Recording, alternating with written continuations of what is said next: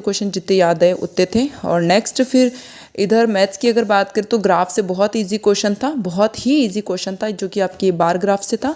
और एक आपके पाई चार्ट से भी क्वेश्चन था, पाई चार्ट से भी इजी क्वेश्चन ही था। चक्रवृद्धि ब्याज के 2 क्वेश्चन दिखे मुझे, आई थिंक 2 क्वेश्चन थे चक्रवृद्धि ब्याज के, जिसमें समय पूछ रखा था और एक में ब्याज ऐसा कुछ पूछ रखा था।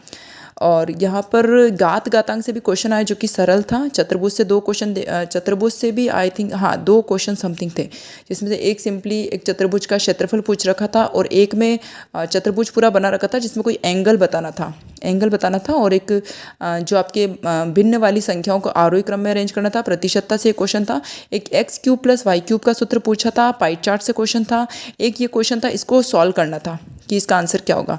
गन से क्वेश्चन था, बेलन से क्वेश्चन था, बेलन का वक्रपृष्ठीय क्वेश्चन था।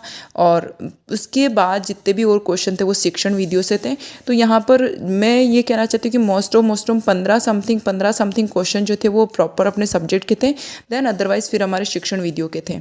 तो यहाँ पर साइकोलॉजी में तो पूरा ही आएगा, इसमें तो क्या शिक्षण विद्या आएगी, बट फिर भी यहाँ पर अदर जो सब्जेक्ट है उनमें सिर्फ 15 समथिंग क्वेश्चन अपने सब्जेक्ट के थे, अदरवाइज शिक्षण वीडियो से संबंधित क्वेश्चन थे।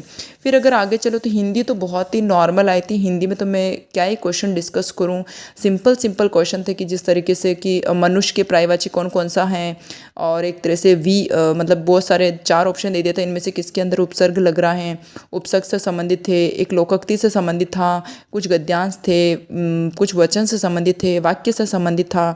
और हिंदी नॉर्मल आई थी। हिंदी में इतना कुछ डिस्कशन करने की मुझे नहीं लगता है, मतलब बहुत सिंपल थी हिंदी, इतना कुछ टफ नहीं आया था। वचन बहुवचन पूछ लिया था कि जैसे, और उदार का मतलब क्या क्या पॉसिबल, उसके 3-4 ऑप्शन दिए थे, उनमें से टिक करना था। नेक्स्ट लास्ट जो फिर है ये अपनी इंग्लिश है।